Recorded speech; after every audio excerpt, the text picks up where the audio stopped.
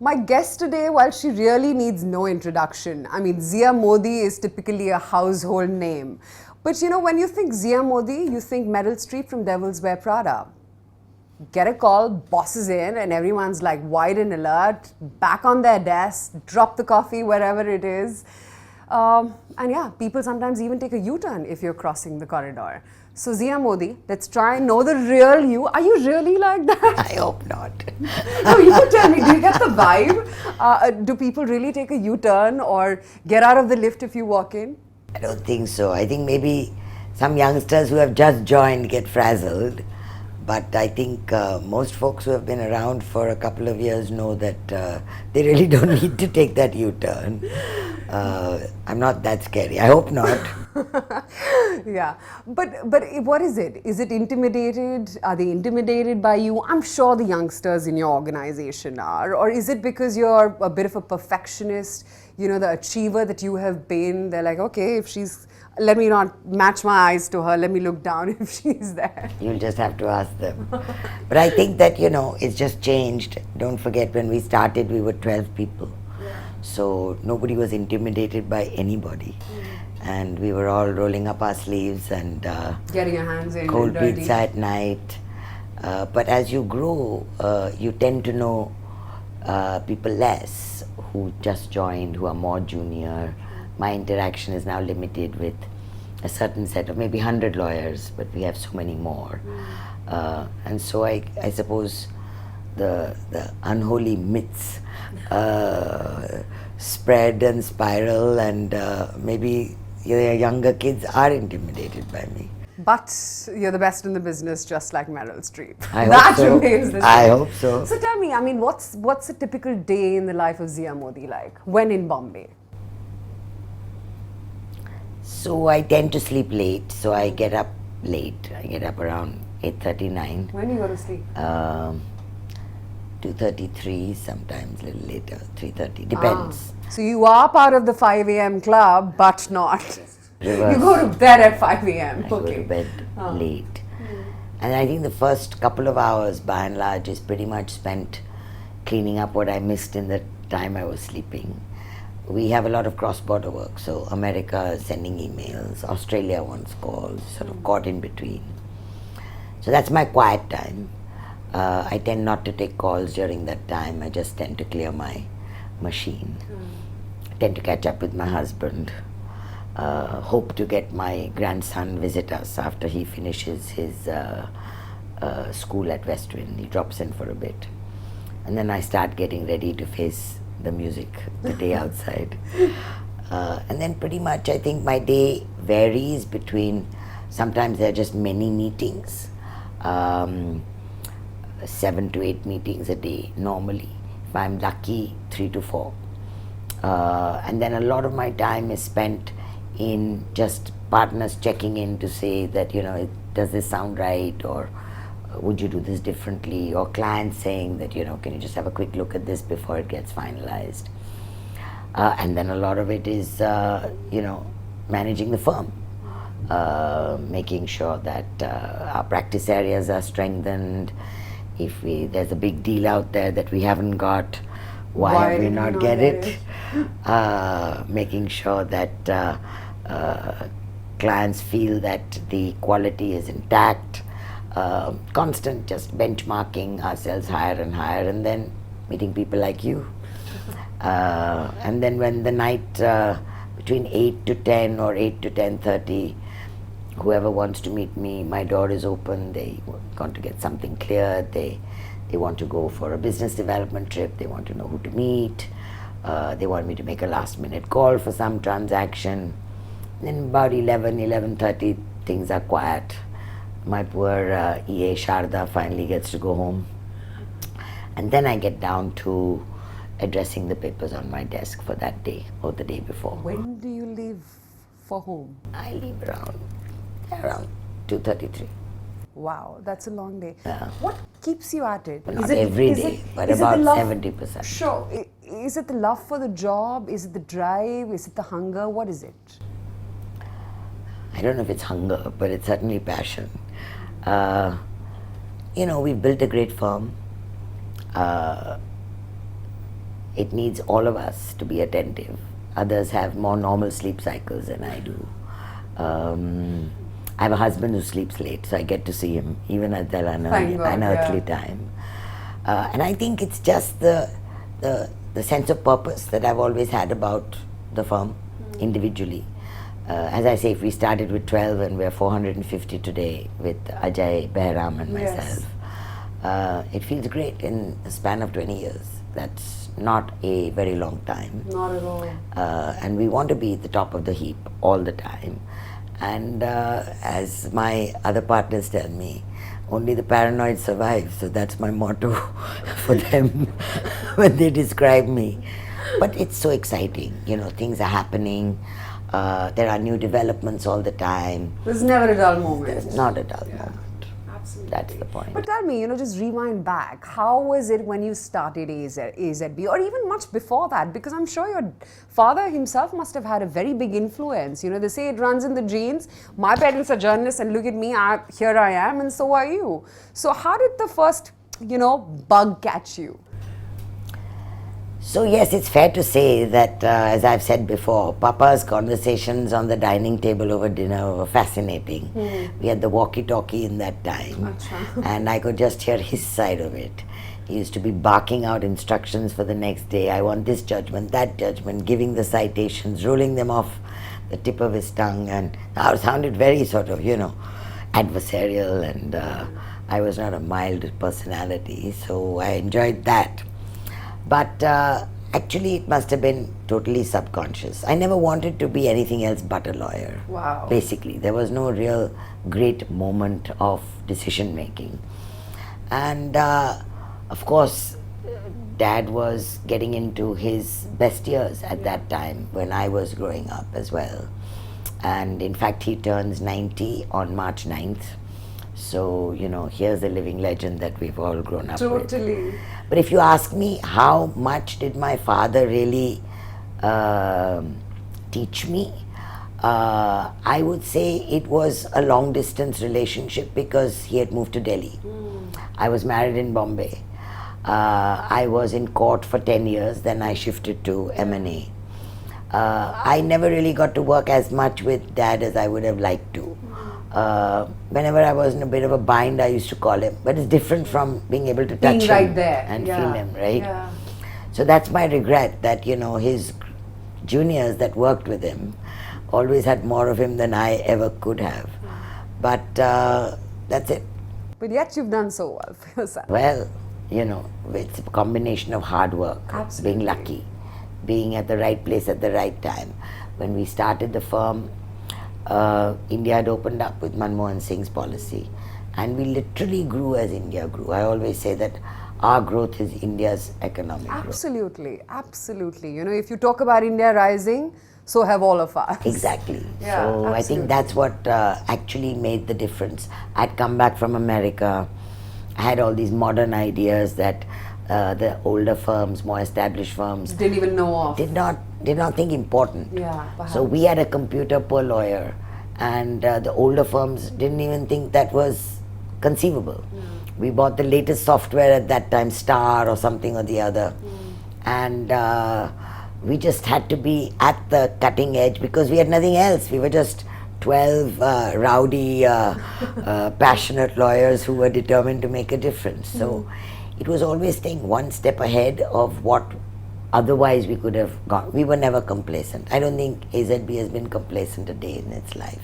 And that really matters, right? I think so, because what keeps you going, as you say, it's the pursuit of excellence, and it's the fear that you might not be excellent every day. So what, if you like, my sadder moments are when, we could have done better. We have an unhappy client. We made a mistake we really shouldn't have. And at the end of the day, I have to apologize, no one else. So I think that it's the DNA of each of the lawyers who have stayed with us for a sufficiently long time that whatever we do... That tells you that you're doing something right. Yeah, whatever we do, we can't really shame the letterhead. That's the worst sin, actually. We can make honest mistakes, but not too often. We can't make mistakes because we didn't work at it. that is not right, because that's not what we stand for. And so to train the culture, the DNA, the commitment, the passion, the work-life balance issues that everybody has. Do you have those issues, or work is life and personally, life is work? Should ask my husband. Tell me. I think it's been synonymous for me so long. I think that, especially after the children grew up, it's my husband and my work. And I'm a Baha'i by religion, so my religion plays a large part of my thinking and my psyche. Which is, please, help our viewers understand, because, it's... So I'm a member of the Baha'i faith, and our prophet is Baha'u'llah. He was born in Iran. And we're about, I think, over 1 million, nearly 2 million followers in India, 5 million worldwide. So we believe that our prophet is a major prophet, like Krishna and Christ, etc. One God, and the road is just to Him. We don't have priests.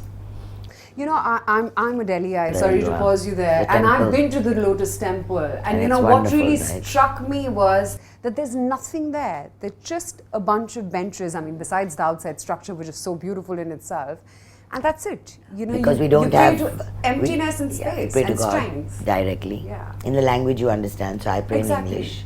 Oh. And it's just, my mother's a Baha'i, my father's a Zoroastrian, but all my siblings are Baha'is, my brothers. So we just grew up, and so as I often tease my brothers, so one of our religious commandments, not a directive principle as they would say, but a religious commandment, is that men and women are equal. So my mother took that very seriously when it came to me.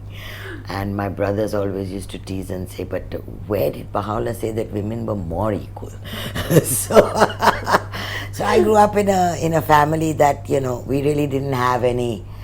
You're a girl, you're a boy. Sawal hi nahi tha. There was just no question. So what were growing up years like? You're 4 of you, right? And I was the we're extremely eldest. familiar with Hormazd as well. He himself is a TV personality. My brother's a doctor. It like? It was, well, every one of them will say I'm a bully, but I don't believe it. And we grew up as a close enough family. I went abroad pretty quickly. My brothers stayed back for a while. Hormazd stayed back. Jahangir went for a bit to London. But I think we've always been able to laugh and joke together. I think the normal things that would irritate people, like money and this and that, it really doesn't even enter our equation. First of all, God is kind. And secondly, I think my mother would have a shit fit if we even sort of thought that way. So it's like any other happy, crazy family. We're Parsis by blood. So we laugh khana, lots of food. I'm sure you all are foodies. A lot of making fun at each other, a lot of poking jokes at each other. And so we don't spend enough time, time is the enemy. Everybody's all over the place. We try and get together on birthdays and good occasions. But I think to get together as an entire family is now becoming more and more, maybe a couple of times a year. But at least we're a phone call away. If there's trouble, we lean on each other. If there are happy times, Has we share Hormazd them ever taken together. you on a spin in one of the fancy cars? I would never sit in that car. Every time he tells me he makes Mahabaleshwar in 5 minutes less, 10 minutes less. And I've stopped phoning his poor wife. First I used to tell her, don't let him go. I think that, I realized she just can't control him. So we just pray to the one above that, control my crazy brother. Okay. So what's passion for you? What is it that you do when you're not working? Which I know is most of the time. So I don't have much time outside of work. But if you ask me what I would love to do. So I love getting away for short holidays with my husband and wherever my girls can join. We love going to Kenya. I've just come back from a 3-day trip to Goa.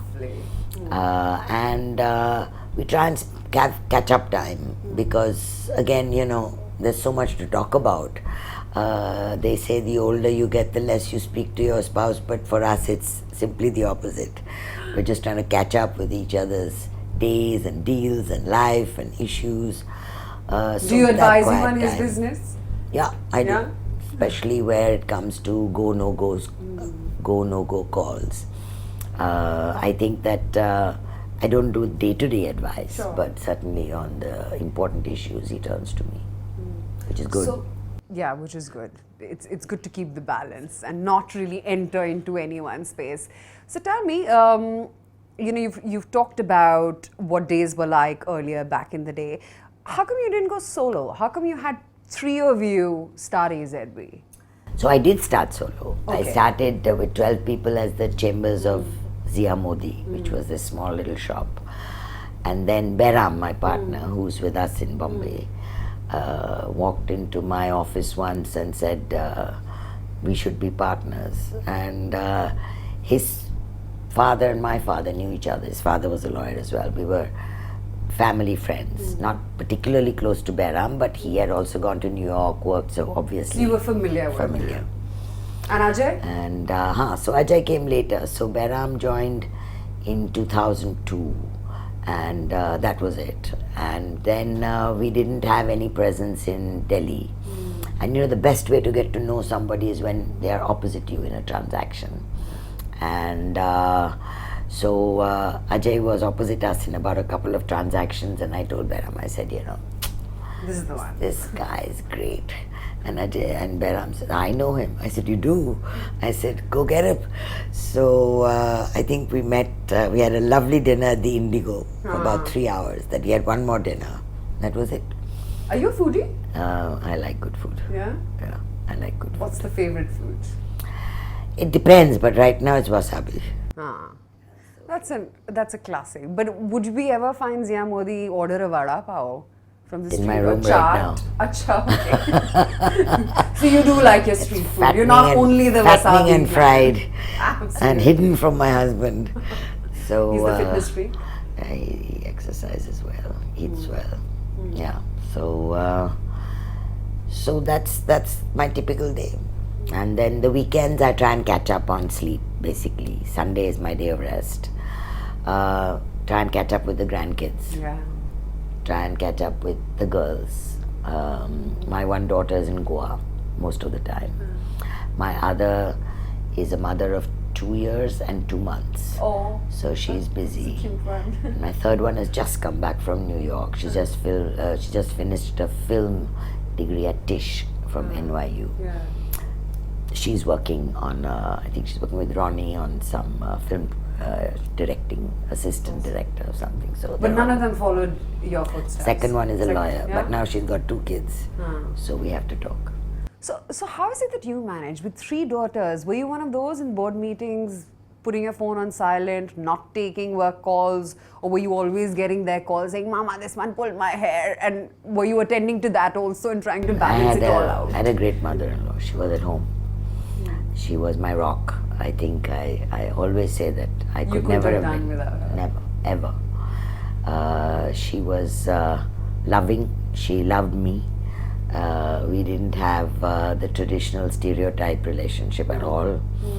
I realized that she was the road to my success. And as I always used to tease my husband, how can you complain when your mother's looking after the children? And he couldn't say much to that beyond a point. And then I used to just, manage my day better with the kids. I knew which parts of their life I couldn't miss and shouldn't miss. And I didn't miss. So if you went to all the PTAs, the plays, but the parties I missed. And my mother-in-law would go. And we juggled. I keep trying to believe they didn't resent it. But do you resent anything when you look back? I don't resent. Is there something that you could have done different? I think I could have been a better mother. Really? Yeah, I think I overdid the. You can make up with the grandkids. I'll have to ask the girls that, right? I don't think my daughter thinks I'm making up enough with the grandkids, so let's see. But it's all a choice, and sometimes maybe you didn't make the best choices. Sometimes maybe it's 90%, 70%, 60%, who knows? Yeah. It is what it is. I'm 63, and that's where I am right now. Absolutely. The love for art, where does that come from? We see an exotic collection of art in your My office. husband really, he picks well. He chooses them well. He picks them when they're young artists. Some are more traditional. But he's always had an eye for painting, and I've always grabbed them and brought them to the office. But do you listen to music, watch movies? Do you get time for any of it? Not really. I mean, we watch something on Netflix or Hotstar late at night or on the weekend. He's given me those Apple things to watch AirPods. in a plane, but I haven't yet watched my first plane movie. Although he sort of gets my thing all wired up and tells me what downloaded. I just need to clear my BlackBerry at that time in the plane most times. But are you one of those who on holidays also checking work mails and replying to them? Yeah, Yeah? yeah. I don't switch off. Can't get away from it. Not much. I try and do it for most of the day, but there's just too much happening. It's an addiction, isn't it? It's an addiction. I'm sure if the machine got crushed, I'd have to live without it. But until it's not crushed, Make the most of it. Burn it up. So one message, since we're celebrating women, and clearly, you know, you're one who really inspires all of us. One message to young women who are starting on their own and wanting to cut through the clutter.